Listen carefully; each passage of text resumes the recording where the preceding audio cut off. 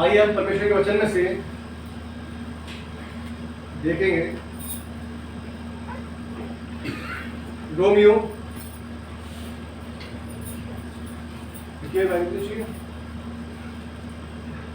मेरा भी किया गुस्सा हो रहे हैं।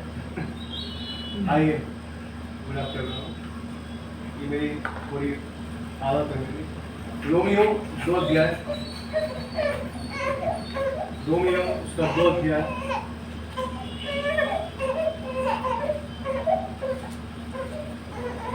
निकालेंगे। रोमियो उसका 2 अध्याय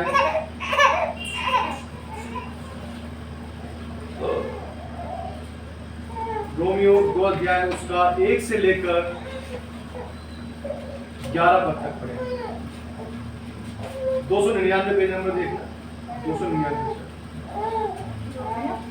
रोमियो उसका दूसरा अध्याय है, रोमियो दूसरा अध्याय उसका 1 से लेकर हम 11 पद तक बारी बारी पढ़ेंगे। रोमियो 2 अध्याय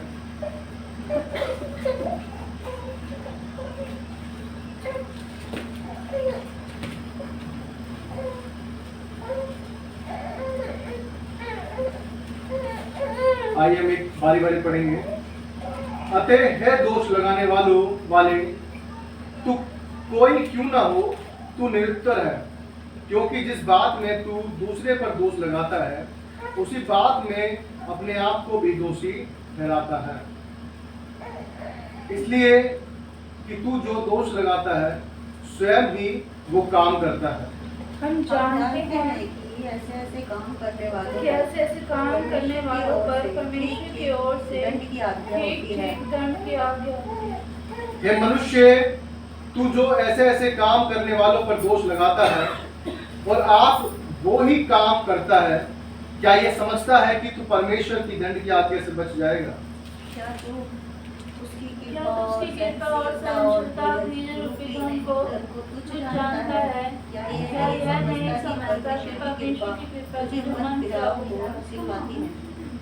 पर तू अपनी कठोरता और हठीले मन के कारण उसके क्रोध के दिन के लिए, जिसमें परमेश्वर का सच्चा न्याय प्रकट होगा, अपने लिए क्रोध कमा रहा है। वह हर एक को उसके कामों के अनुसार बदला देगा। जो सुकर्म में स्थिर रहकर महिमा और आदर और अमरता की खोज में है, उन्हें वो अनंत जीवन देगा। पर जो विवादी है और सत्य को नहीं मानते, वरन अधर्म को मानते हैं, उन पर क्रोध और कोप पड़ेगा। और क्लेश और संकट हर एक मनुष्य के प्राण पर जो बुरा करता है आएगा, पहले यहूदी पर फिर यूनानी पर। परंतु महिमा और आदर और कल्याण हर एक को मिलेगा जो भला करता है, पहले यहूदी को फिर यूनानी को। क्योंकि परमेश्वर किसी का पक्षपात नहीं करता। आइए प्रार्थना करेंगे। हे हमारे सर्वशक्तिमान प्रभु, राजा के राजा, प्रभु को धन्यवाद देते हैं प्रभु जी आपके पवित्र वचन के लिए जो पढ़ा गया। प्रभु जी आप हमारी सहायता करें परमेश्वर, ताकि हम तेरे वचनों को समझ सके। प्रभु जी हमसे बातें करें, हमारे हृदय को निर्मल करें। जो कठोर है प्रभु जी उसको दीन कर दे, सहायता करें, ताकि परमेश्वर तेरे वचनों के द्वारा आशीष पाने पाए और प्रभु जी और लोगों के आशीष का कारण बनने पाए। सहायता करें प्रभु जी, हमारे द्वारा बहुत से लोगों का उद्धार होने पाए, ताकि वो तेरे नाम को जाने। सहायता तेरा पवित्र वचन पढ़ा गया प्रभु जी, धन्यवाद करते हैं। दास को बुद्धि ज्ञान से समझ दें कि बोल मेरे उन शब्द आपके जो आप चाहते हैं प्रभु जी, वही बातें परमेश्वर तेरे लोगों से करने के लिए सहायता दया कर, अनुग्रह। इनकी प्रार्थना को मांगते हैं प्रभु यीशु मसीह के नाम में, ऐसे सुने और ग्रहण करें। आमीन। यहाँ हम परमेश्वर के वचन में देखते हैं, लिखा है परमेश्वर का न्याय। जो हेडिंग लिखी है वो क्या लिखा है? परमेश्वर का न्याय। कितने लोग न्याय से डरते हैं? कितने? कौन से लोग? चलो सॉरी, कितने लोग नहीं, कौन से लोग न्याय से डरते हैं और कौन से लोग न्याय से खुश होते हैं? तो आप लोग बताएं, कौन लोग खुश होंगे न्याय से? मुझे बताओ पहले।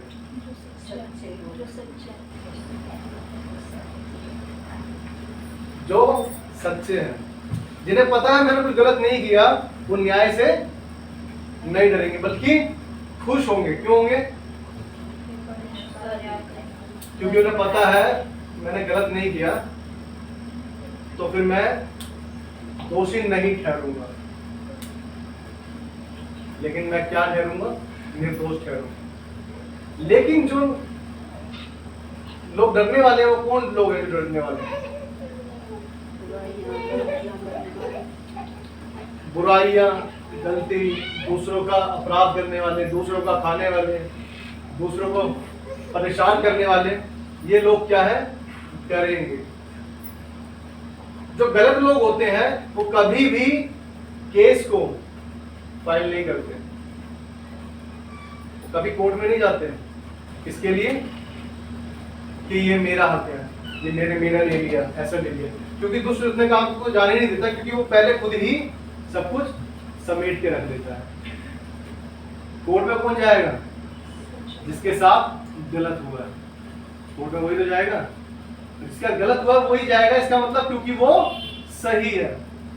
जब जो सही है वही कोर्ट का या पुलिस का या किसी अपने सदस्य का या किसी रिलेटिव का उसके पास जाएगा कि भाई मैं ऐसा सही हूं, लेकिन उन्होंने ऐसा किया है, इसलिए जाएंगे ना।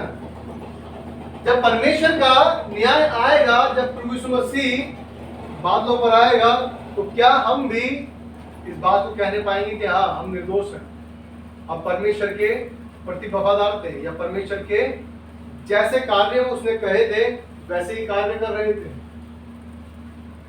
या अपने जीवन को वैसे बिता रहे थे जैसा हम चाहते हैं?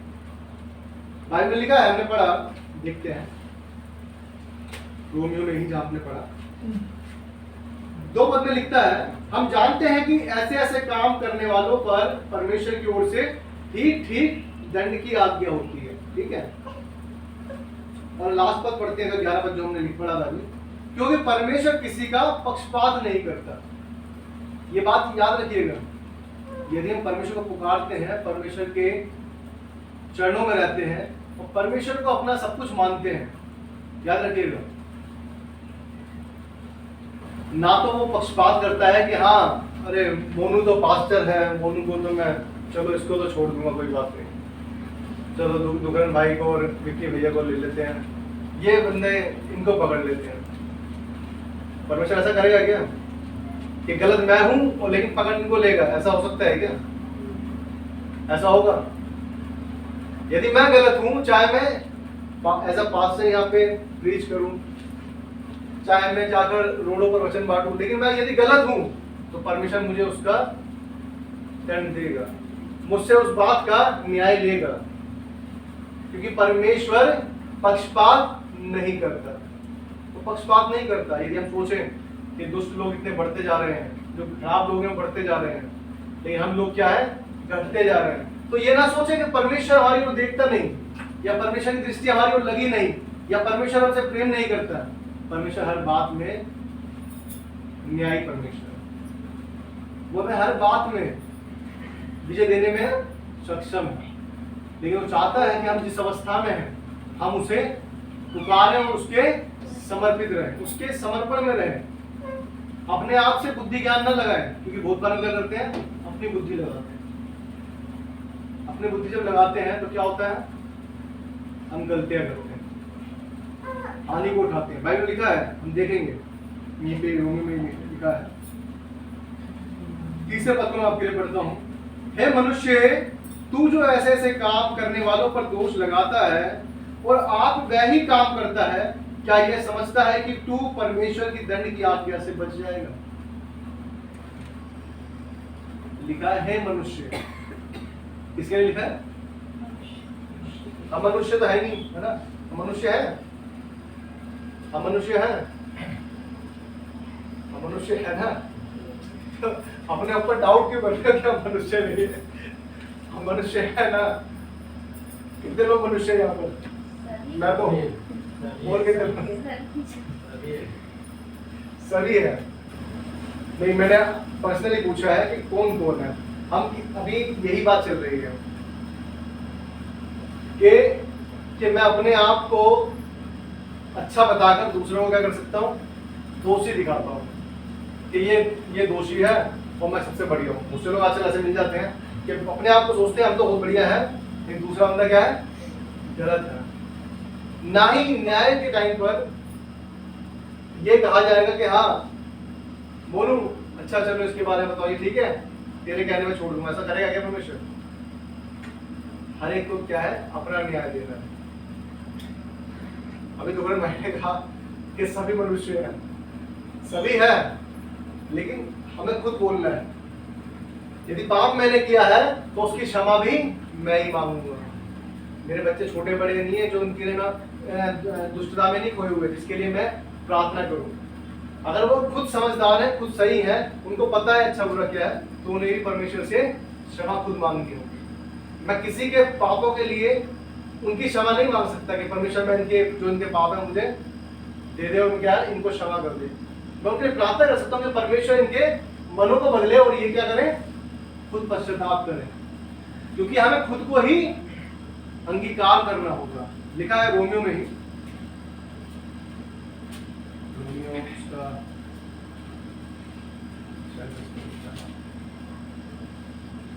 रोमियो 10 अध्याय, रोमियो 10 अध्याय उसका 9 और 10 पद मैं आपके लिए पढ़ता हूं कि यदि तू अपने मुंह से यीशु को प्रभु जानकर अंगीकार करे और अपने मन से विश्वास करे कि परमेश्वर ने उसे मरों में से जिलाया, तो तू निश्चय उद्धार पाएगा। कि यदि तू अपने मुंह से, दूसरे के मुंह से नहीं, किसके मुंह से? अपने मुंह से। अब मैं या मेरी मम्मी या भाई, ऐसा तो नहीं कि उनके ब्याह पे मुझे छोड़ दिया जाए या मेरे ब्याह पे उनको छोड़ दिया, ऐसा तो नहीं होगा ना। इसलिए परमेश्वर कह रहा है, क्लियर कह रहा है कि मैं किसी का पक्षपात नहीं करता। यदि आप सोचोगे नहीं इजराइल में मैं पैदा हुआ, इजरायली के लिए मैंने ये क्या नाम है मिस्र से निकाला और उनको एक देश दिया कि तो इसलिए मैं इनको छोड़ दूंगा, ऐसा नहीं है। उनका भी न्याय उन्हीं के अनुसार होगा।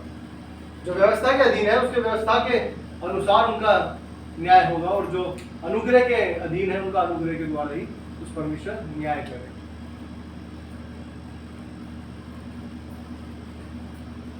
आज सोचने में लोग ये क्वेश्चन क्यों पूछ रहे हैं हाथ में बार-बार? क्या जी मैं छोटा था तो मैं भी सोचता था कोई पूछता था तो क्या जवाब दूं। आज मुझे वो फीलिंग आ रही है कि मैं सब आप लोगों से पूछ रहा हूँ, तो शायद आप भी वो सोच रहे होगे कि ये बंदा क्यों पूछ रहा है बार-बार। ऐसा होता है ना? नहीं सोच रहे? ये बहुत अच्छी बात है। अगर नहीं सोच रहे तो फिर मैं आगे से और क्वेश्चन पूछूंगा।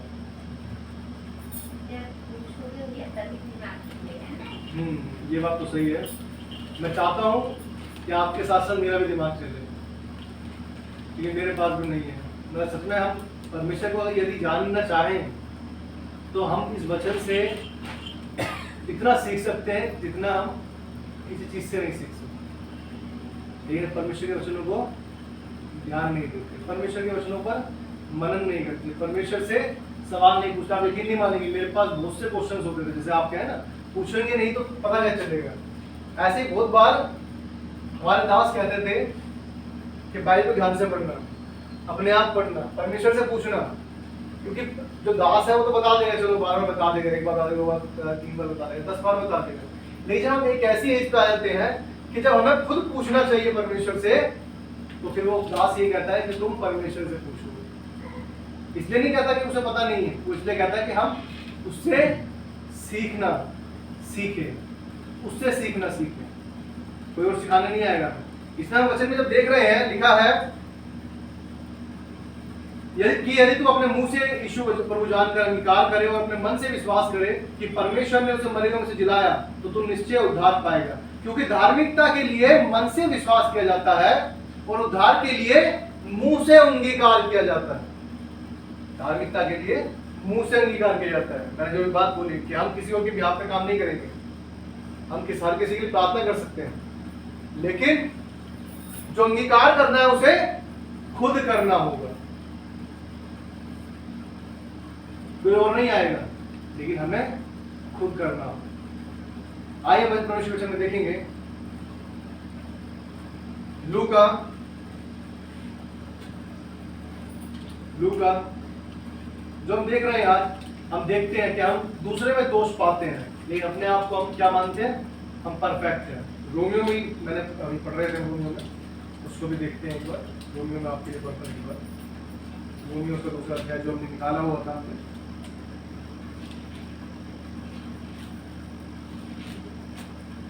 उसका तीसरा बात हमने जैसे पढ़ा था हमने कि है मनुष्य, तू जो ऐसे ऐसे काम करने वालों पर दोष लगाता है और आप वो ही काम करता है, क्या ये समझता है कि तू परमेश्वर की तनी की आज्ञा से बच जाएगा? हम बहुत बार क्या करते हैं, खुद तो गलत होते हैं लेकिन दूसरे में क्या ढूंढते हैं? दोष ढूंढते हैं बैठ के। हम क्या करते हैं? दूसरे में दोष ढूंढते हैं। हम चाहे खुद कितने भी गलत हो, हम बैठ के बात करते हैं दोस्त आपस में, उसको देखा तुमने, उसको देखा कैसा यार वो गलत है, वो देखा तुमने उसको कितना गलत काम करता है, ये वो, चाहे वो खुद ही वो काम करता हो लेकिन दूसरे पर दोष लगाता है। परमेश्वर का वचन कहता है क्या तू दंड की आज्ञा से बच जाएगा क्या परमेश्वर की? यदि तू ऐसा काम करेगा तो। यहाँ पढ़ते हैं हम लूका उसका 7 अध्याय, लूका उसका 7 अध्याय उसका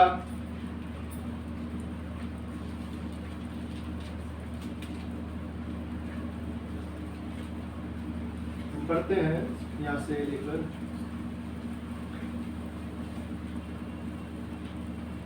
41 पद, 40, 41, 42।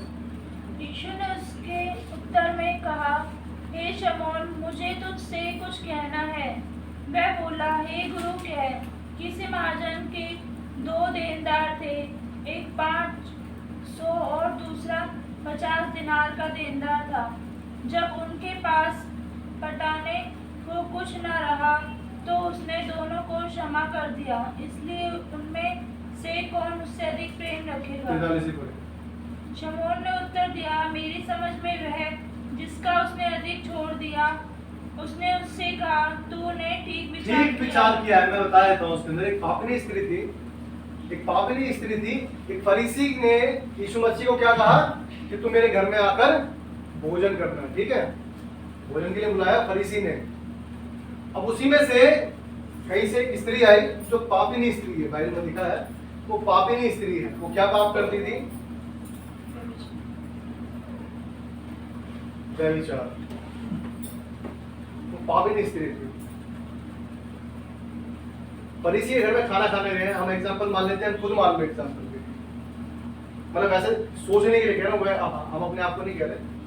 यीशु मसीह को इमेजिन करो, वो किसी घर में खाना खाने गया है, ठीक है, किसी के खाना खाने गया है या हमारे घर में खाना खाने आया है। और हुआ क्या, एक पापिनी स्त्री जिसको हम जानते हैं कि ये गलत काम करती है, वो आकर यीशु मसीह के पैरों पर क्या करने लगी? इत्र डालने लगी, रोने लगी और उसके पैरों को पोंछने लगी अपने बालों से। इस चीज को देखकर फरीसी क्या कह रहा है, यदि ये भविष्यवक्ता होता या परमेश्वर का कोई जन होता तो ये क्या जान लेता? ये पापिनी स्त्री। समझे बात को? बात समझ में आप लोगों को? मेरी बात क्लियर नहीं तो दोबारा कहूंगा।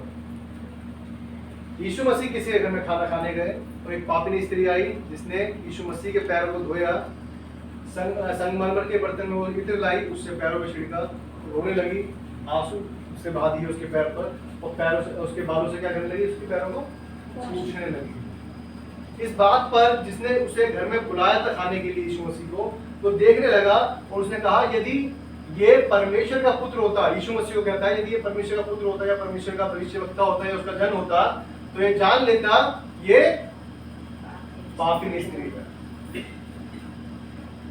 पापिनी स्त्री है। अब उस पर यीशु ने क्या कहा? उससे क्वेश्चन पूछा, ये वही वाली बात है दोष लगाने पर। ये खुद भी दोषी है लेकिन क्या है? दूसरों पर दोष ढूंढते हैं। यीशु मसीह ने कहा, अच्छा चलो ठीक है, मैं आपसे पूछता हूं कि कोई 2 देनदार थे जिसे पैसा चुकाना था, मतलब कर्ज था किसी 2 बंदों पर और वो चुकाना चाहते थे, लेकिन अब उनके पास कुछ नहीं बचा कि वो और चुका सके। तो जिसको पैसा चुकाना था उसने क्या कह दिया कि ठीक है चलो, दोनों का कुछ भी नहीं है, तुम्हें माफ कर दिया मैं तुम दोनों। यीशु मसीह ने कहा, इस तरह से एग्जांपल दिया। और अब एक बात पूछी उनसे कि एक चीज और बताओ मुझे कि उनमें से जो दो बंदों के कर्ज चूके थे, जिनके चुका दिए, जिसको माफ कर दिया, उनके क्या जरूरत नहीं है कर्ज चुकाने की, तो ज्यादा प्यार कौन करेगा?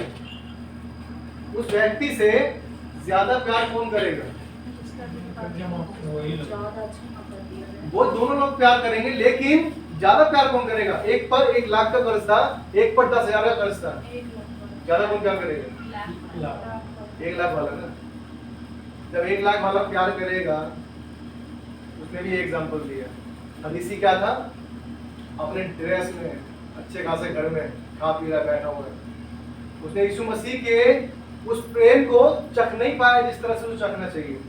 लेकिन उस पापिनी स्त्री ने, जिसका ज्यादा क्षमा हुआ था, यीशु मसीह ने कहा कि जा, तुझे क्षमा कर दिया, तेरे पाप क्षमा हुए। यहाँ लिखा है, लूका, हमने 6 में पढ़ रहे थे, लूका 6 अध्याय, और उसमें 48 पद में लिखा है, और उसने स्त्री से कहा, हे तेरे पाप क्षमा हुए। तब जो लोग उसके साथ भोजन करने बैठे थे, वे अपने अपने मन में सोचने लगे, ये कौन है जो पापों को क्षमा करता है? पर उसने स्त्री से कहा, तेरे विश्वास ने तुझे बचा लिया है, कुशल से चली जा। यदि हमारा विश्वास है कि परमेश्वर हमें क्षमा कर सकता है, तो हमें दुनिया की ओर देखने की जरूरत नहीं है। हमें ये देखने की जरूरत नहीं है हमसे ये तो बहुत बड़ा है। वो चाहती तो फरीसी के घर में ना घुसती, लेकिन उसे क्या दिख रहा था? यीशु मसीह का प्रेम, कि जिसने मुर्दों को जला दिया, जिसने लंगड़ों को चला दिया, जिसने बड़े बड़े काम कर दिए, वो मेरे भी पापों को क्षमा कर सकता। उसने जान लिया कि ये परमेश्वर का पुत्र है। लेकिन फरीसी किस चीज में फंसा हुआ है? किस चीज में फंसा हुआ है वो? ये तो पापिनी स्त्री है, दूसरों के अंदर दोष देखना। आज हमें दूसरों में दोष देखने की जरूरत नहीं है। किसमें दोष देखने की जरूरत है? अपने आप में। यदि हम कहीं गलत है तो परमेश्वर से क्षमा मांगने की जरूरत है। हमें परमेश्वर से क्षमा मांगने की जरूरत है। एक वचन वो पढ़ेंगे, लिखा है लूका में ही लिखा हुआ है 6:37 पर, दोष मत लगाओ तो तुम पर भी दोष नहीं लगाया जाएगा, दोषी न ठहराओ तो तुम भी दोषी नहीं ठहराए जाओगे। तुम भी दोषी नहीं ठहराए जाओगे। क्षमा करो तो तुम्हें भी क्षमा किया जाएगा। हम दूसरों में दोष ढूंढते हैं ना, तो हम अपने ऊपर लाते हैं, याद रखिएगा। यदि हम दूसरों में दोष ढूंढेंगे तो अपने अंदर अपने उन पापों को क्या है और अपने को बढ़ाते रहेंगे। हमें दूसरों को क्षमा करने वाला होना चाहिए, दूसरों को क्षमा करने वाला होना चाहिए, उन्हें बताने वाला होना चाहिए कि तू यहाँ पर गलत है, इस बात को सही कर। यदि वो मानता अच्छी बात है, नहीं मानता तो उसके हाल पर छूट जाए। उसके लिए प्रार्थना कर सकते हैं। यदि हम चाहते हैं कि हम उसके लिए प्रार्थना करें, बहुत अच्छी बात है। लेकिन यदि कोई सुनना नहीं चाहता, हम शराब पीते हैं, बहुत ज्यादा शराब पी रहे हैं, गुटखा खा रहे हैं, तंबाकू खा रहे हैं, खराब संगति में रह रहे हैं, चोरी कर रहे हैं, डाके डाल रहे हैं, लोग मार कर आ रहे हैं,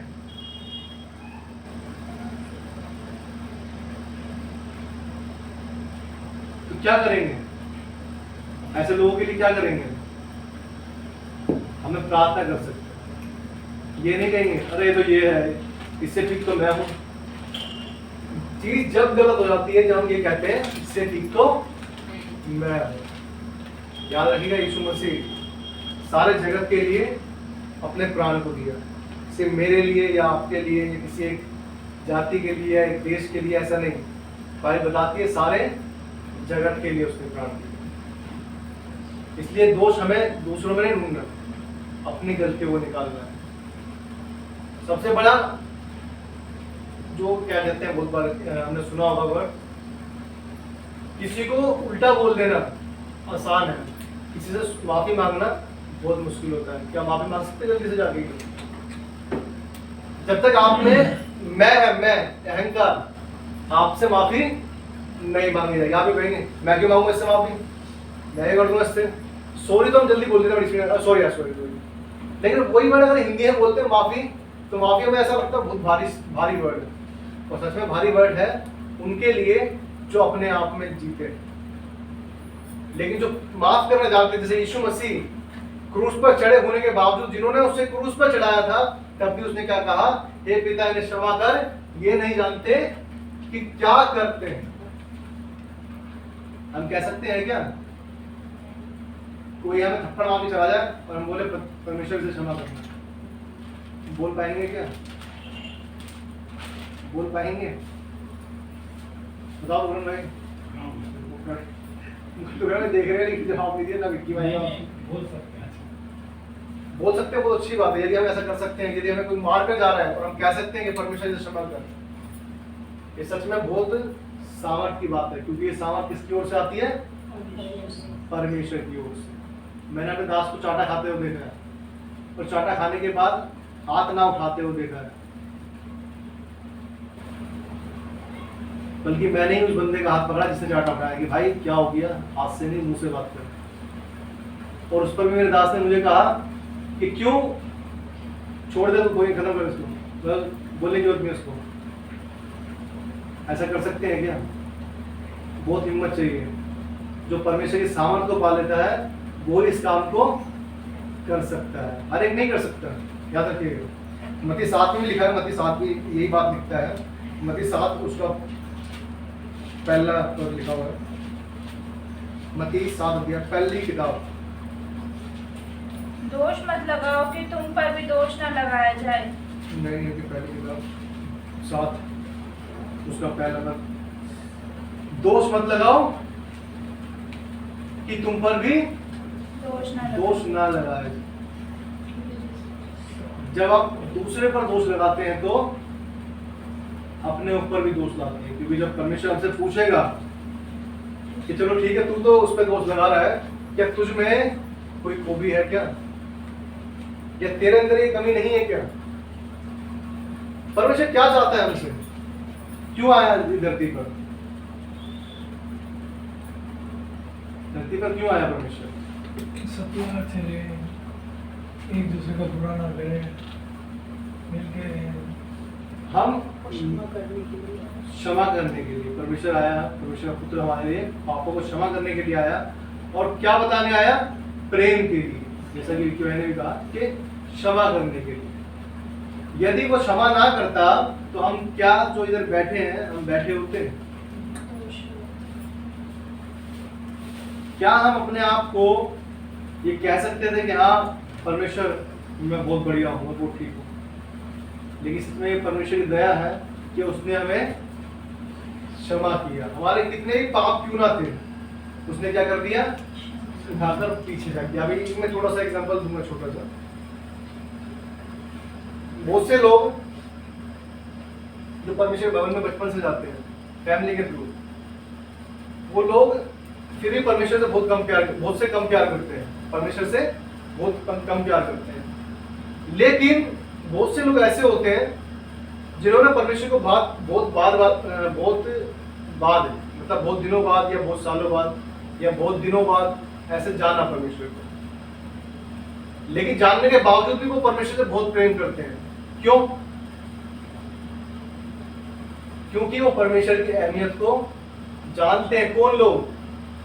जो नए हैं। नए क्यों होते हैं? जो बहुत टूटे होते हैं ना, जिनके पास कुछ नहीं होता, जिनको लगता है कि मेरी जिंदगी में शांति नाम का वर्ड नहीं है, मेरे जीवन में कोई आनंद शब्द नहीं है, मेरे जीवन में कोई क्षमा का शब्द नहीं है। जब इन शब्दों को वो जान लेते, जो जैसे पापिनी स्त्री थी, उसने ज्यादा प्रेम किया परमेश्वर से। उसने ज्यादा प्रेम क्यों किया?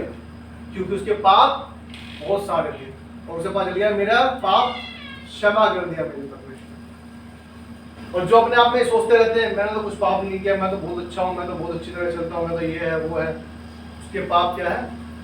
क्षमा नहीं होंगे, क्योंकि वो उन्हें क्षमा मांगता ही नहीं, क्योंकि वो परमेश्वर के सम्मुख मानता ही नहीं। क्योंकि जो बचपन से बच्चे बड़े होते रहते हैं, उन्हें पता है हम चर्च जाते हैं जी, चर्च में जाते हैं, आते हैं, चर्च में जाते हैं, आते हैं, लेकिन वो बच्चा भी यदि बड़ा होते होते कहीं गलतियां फंस जाता है, और उसके बावजूद भी उसके पास परमेश्वर का वचन पहुंचता है कि क्योंकि परमेश्वर ने जगत से ऐसा प्रेम किया कि जो कोई इस पर विश्वास करे वो नाश ना हो परंतु अनंत जीवन पाए।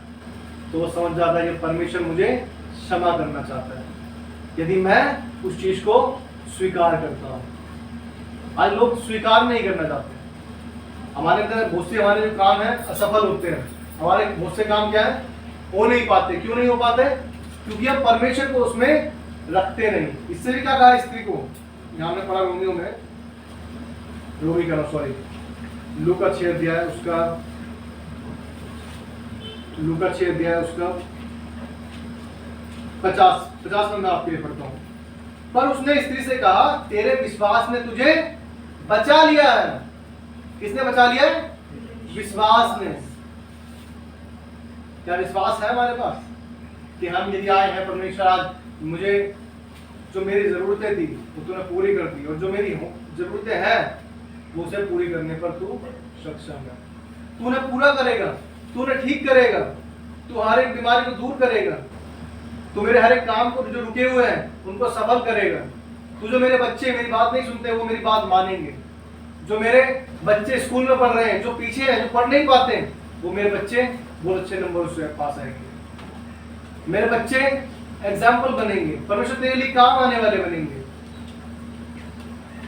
विश्वास, उस स्त्री को विश्वास था कि मैं यीशु मसीह के चरणों को धोऊंगी और मैं उससे माफी मांगूंगी तो मेरा पिता क्या करेगा? मुझे क्षमा करेगा, मेरे पापों को क्षमा करेगा। और क्या कहा उसने कि तेरे विश्वास ने तुझे बचा लिया है। बचा लिया है मतलब जो तू मरने वाली थी, तू नरक में जाने वाली थी और तेरे पास कोई रास्ता नहीं था, लेकिन परमेश्वर से तूने क्षमा पा ली है क्योंकि तेरा विश्वास। इसका मतलब यीशु मसीह ने उसके विश्वास को चेक कर लिया, उसके विश्वास को परख लिया, उसके विश्वास को देख लिया कि जो वो आई थी उसने कहा नहीं है कि मुझे क्षमा कर दी, लेकिन यीशु मसीह ने उसे देखकर उसके एक्शन से, एक्शन क्या होते हैं?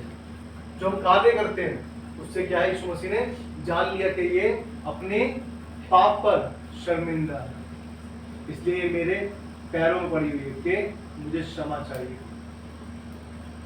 हमारे कार्य भी ऐसे ही होने चाहिए।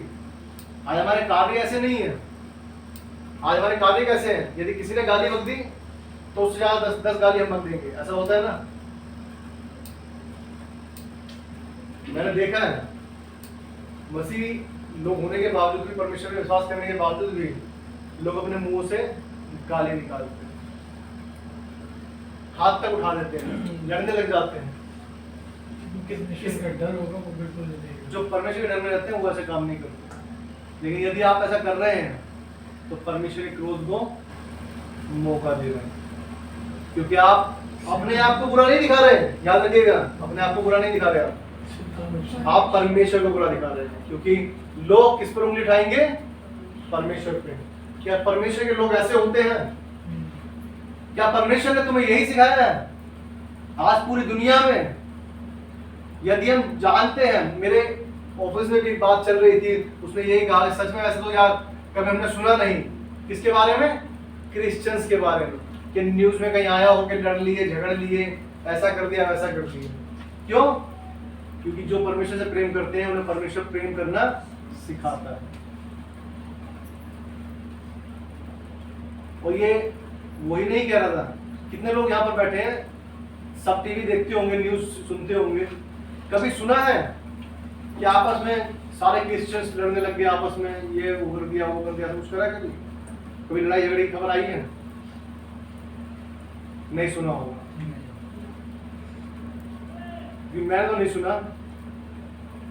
32 साल का मैं भी हूँ, लेकिन मैंने सुना नहीं 32 साल तक की कि कभी मैंने सुना हो कि हाँ किसी ने ऐसा कर दिया, क्या ऐसा कर दिया, वैसा कर दिया, नहीं सुना। क्योंकि जो परमेश्वर से प्रेम करते हैं वो परमेश्वर उन्हें सिखाता है प्रेम करना। जब कुरिन्थियों में पढ़ते हैं, पहला कुरिन्थियों में 13 अध्याय में, वो कहता है प्रेम क्या है? सबसे उत्तम मार्ग है। प्रेम क्या है? सबसे उत्तम मार्ग। बाइबल बताती है, उस कुरिन्थियों में ही लिखा है कि यदि मैं प्रेम ना रखूं तो ठनठनाता हुआ पीतल और झंझनाती हुई झांझ हूं। मैं स्वर्गदूतों की बोलियां बोलूं और यहां तक विश्वास हो कि वो सब कुछ कर सकता है, लेकिन फिर भी प्रेम ना रखूं तो क्या है? जीरो है। क्या है? जीरो है। मैं नहीं कह रहा, वचन कहता है। क्या आप सोचो मैं अपने आप से बोल रहा हूँ? वचन में लिखा है। और मेरी बात पर विश्वास ना करें, वचन को पढ़ें कि भाई आपने तो गलत बताया था, आपने तो ऐसा कहा था, लेकिन वचन में तो इस तरह से लिखा है। वचन को हम पढ़ें, परमेश्वर के वचन को देखें कि परमेश्वर तू क्या जो कह रहा है वो सच है या गलत है। जो परमेश्वर दास कह रहा है वो गलत है या सही है, क्योंकि परमेश्वर ने हर एक को क्या दिया है? ज्ञान दिया, बुद्धि दी है, हम उसको समझें, उसको उसको सीखें। हम पढ़ रहे थे रोमियो में, रोमियो के दूसरे अध्याय में।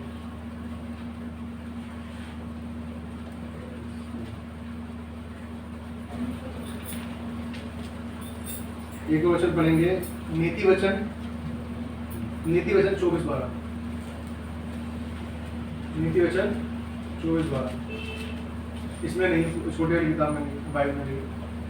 यदि तू कहे कि देख मैं इसको जानता ना था, तो क्या मन का जांचने वाला इसे नहीं समझता? क्या तेरे प्राणों का रक्षक इसे नहीं जानता? और क्या वह हर एक मनुष्य के काम का फल उसे ना देगा? यदि तू कहे कि देख मैं इसको जानता ना था, बोधन में कहते हैं अरे परमेश्वर अनजाने में हो गया, मैं तो जानता नहीं था, मैं तो बिल्कुल गलती नहीं करी मैंने, मेरे से तो हो गया अचानक, मैं तो चाहते ही नहीं था। लेकिन परमेश्वर यहाँ पे क्या कह रहा है, यदि तू कहे कि देख मैं इसको जानता ना था, तो क्या मन का जांचने वाला इसे नहीं समझता? जिसने सृष्टि बनाई, क्या वो नहीं जानता कि आपके मनों में क्या चल रहा है? कितने लोग मानते हैं कि जो हमारे मन में चल रहा है परमेश्वर नहीं जानता? है कोई यहाँ पर?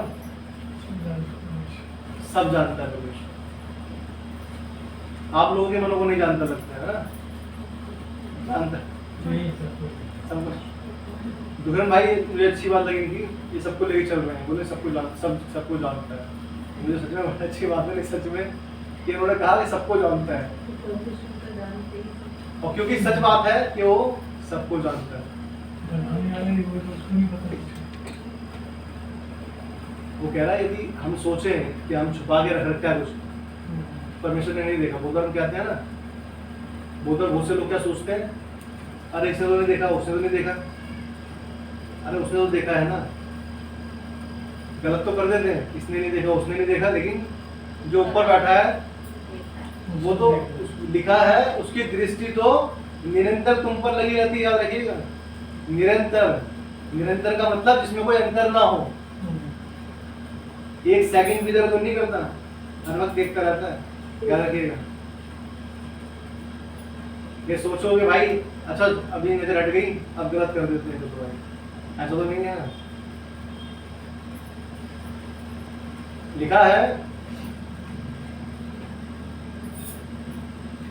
क्या तेरे प्राणों का रक्षक इसे नहीं जानता, और क्या वो हर एक मनुष्य के काम का फल उसे ना देगा? यदि आज हम विश्वास में चलते हैं, परमेश्वर के पीछे चलते हैं, तो परमेश्वर हमारे हर एक अच्छे कार्य का क्या है, फल देगा। ये ना सोचे कि परमेश्वर हमारे जो हमने अच्छे काम किए, हमारे अच्छे काम का कोई मोल नहीं है। परमेश्वर हमारे हर एक कार्य का क्या है, फल देगा। यह लिखा है रोमियो में भी हमने पढ़ा, रोमियो 2:9 में लिखा है, और क्लेश और संकट हर एक मनुष्य के प्राण पर जो बुरा करता है आएगा, पहले यहूदी पर फिर यूनानी पर, परंतु महिमा और आदर और कल्याण हर एक को मिलेगा जो भला करता है। क्या है? जो भला करता है, कल्याण उस पर भी आएगा। अगर गलत का न्याय होगा, दंड मिलेगा, तो अच्छे का भी क्या है, फल मिलेगा। ये आज हम सोच रहे होंगे कि वचन आज न्याय का वचन आ गया। ज्यादातर हम कोशिश करते हैं कि बहुत से चर्चे या बहुत से लोग खुश रखना पसंद करते हैं। किस चीज के लिए? कि लोगों को अच्छा लगे, लेकिन ये जीवन की सच्चाई है, याद रखिएगा। यदि मैं यही वचन यहाँ पर खड़ा होकर कहूँ कि परमेश्वर तुम्हें देने वाला है, परमेश्वर देने वाला है, तो सब लोग क्या है, ज्यादा खुश होंगे, है ना? अच्छा लगता है, सबको पाना वो अच्छा लगता है। लेकिन ये जीवन की सच्चाई है कि न्याय भी होना सुनिश्चित है, न्याय भी होना सुनिश्चित है। तो परमेश्वर जैसा न्याय करता है वही वचन शेयर किया जाता है, बांटा जाता है। यह लिखा है कि हर एक अच्छे काम का भी क्या है, फल मिलेगा। बाइबल में लिखा है यूहन्ना उसका 3:17, यूहन्ना 3:17 में आपके लिए पढ़ देता हूँ। परमेश्वर ने अपने पुत्र को जगत में इसलिए नहीं भेजा कि जगत पर दंड की आज्ञा दे, परंतु इसलिए कि जगत उसके द्वारा उद्धार पाए। दंड के लिए नहीं देने आया वो। आगे यहाँ पे न्याय जो लिखा है वो न्याय है जब परमेश्वर आ जाएगा, याद रखिएगा। लेकिन उससे पहले वो क्या चाहता है, हमें बदलना। जब तक हम इस संसार में हैं, आज है कल नहीं है, वो चाहता है उस समय से पहले अपने आप को ठीक कर ले, अपने जीवन को जहाँ जो खराब है, गड़बड़ है, उसको उसको ठीक कर ले। जो हमारा चाल चलन बेकार है उसको ठीक कर ले। जो हमारे शब्द परमेश्वर के अगेंस्ट जाते हैं, विरोध में जाते हैं, उनको ठीक कर ले। जो हमारे बच्चे परमेश्वर की बात ना मानकर गलत रास्तों में चलते हैं, उन्हें परमेश्वर के लिए राह पर लेकर आना हमारा काम है, उन्हें ठीक कर ले। जो हमारे हाथ में है, जब तक है, उसको हमें क्या करना है? कार्य को ठीक करना है। क्योंकि आज हम यहाँ बैठे हैं, कल ना मेरा पता है ना किसी का पता है। क्या परमेश्वर के उस दिन को हम जानते हैं कि कब वो आ जाएगा? या हम घर जा ही हो रास्ते में और परमेश्वर एकदम आ जाए? क्या हम जानते हैं? क्या बैठे बैठे आ जाए? क्या हम जानते हैं? कोई नहीं जानता। इसलिए जब तक समय है, अपने आप को ठीक ठाक करो, क्योंकि परमेश्वर, यदि हम अच्छे हैं तो हमारे साथ परमेश्वर अच्छा ही करेगा। याद रखिएगा। बाइबल बताती है, नीति वचन 10 से कोई पढ़ लेते हैं, उसके वचन में चलेंगे। नीति वचन 10 अध्याय, ये भी छोटी किताब में नहीं है। नीति वचन 10 अध्याय और उसका 22, 10 का 22, नीति वचन 10:22। धन यहोवा की आशीष से मिलता है और वह उसके साथ दुख नहीं मिलाता। धन यहोवा की आशीष से मिलता है और वो उसके साथ क्या है? दुख नहीं मिलाता। याद रखिएगा, यदि हम परमेश्वर के अनुसार चलते हैं तो वो उसके साथ जो हमें देता है उसके साथ दुख नहीं मिलाएगा। ऐसे बहुत से लोग हैं जिनके धन संपत्ति बहुत सारी है, लेकिन उनके पास दुख ही दुख है। ये बहुतों के पास सिर्फ थोड़ा सा है, लेकिन उसमें वो क्या रहते हैं? आनंदित रहते हैं। क्यों रहते हैं? क्योंकि उन्होंने परमेश्वर को जान लिया। ये मत सोचे कि परमेश्वर हमें देगा नहीं, कि हमें थोड़े में रहेगा। वो जब उसका समय आएगा वो हमें ज्यादा देगा। लेकिन हमें क्या रहना है? विश्वास योग्य रहना है। परमेश्वर का वचन पढ़े जाने, सुने जाने पर बहुत आशीष हो। आमीन। आइए हम आराधना में जाएंगे। आमीन।